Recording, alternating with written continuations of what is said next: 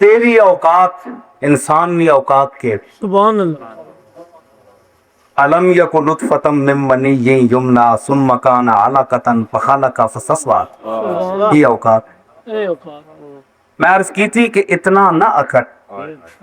نہ اتنے جذبات میں رہ، اتنا نہ اکڑ نہ اتنے جذبات میں رہ، حد سے نہ گزر دائرہ ذات میں رہ، سبحان سبحان اللہ سبحان اللہ حد سے نہ گزر دائرہ ذات میں رہ، ایک قطرہ ناپاک نسب ہے تیرا من ماء مہین، میں ذلیل پانی دو انسان پیدا کرتا ہے قرآن میں، مہین میں نے ذلیل، ایک قطرہ ناپاک نسب ہے تیرا، اوقات یہی ہے تیری اوقات میں یہ درس قرآن نہ کہ انسان گردن نہیں چاہنی چاہیے، اکڑ نہیں کرنی چاہیے، آج اگرا کیونکہ سید المتواضعین نی امت ہے، سبحان اللہ اس پہ سارے معبود یہ در بدری اللہ پوچھنا ہے بندے کو، یہ در بدری باب طلب کے ہوتے، یہ در بدری کہ غوث پاک نے تعلیمات اور آپ نہ فتول غیب نہ درس پڑھو، یہ توحید نہ درس پیرا وچو غوث پاک بھی شان جو اچھی ہوئی انہاں توحید نہ درس دیتا، سبحان اللہ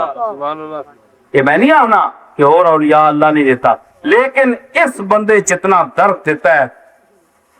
میں اور خجاک نہ سکنا نبیہ تو بعد اس بندے سے، سبحان اللہ سبحان اللہ سبحان اللہ سبحان اللہ اس واسطے اس نشان اللہ پر تجھی سبحان اللہ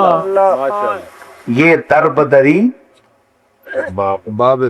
طلب کے ہوتے، ہائے کوئے بھی ہے منگنے والا تو پھر کوئے دے ہر کوئے دے چک مارنا ہے، ہائے ہائے یہ در بدری باب طلب کے ہوتے،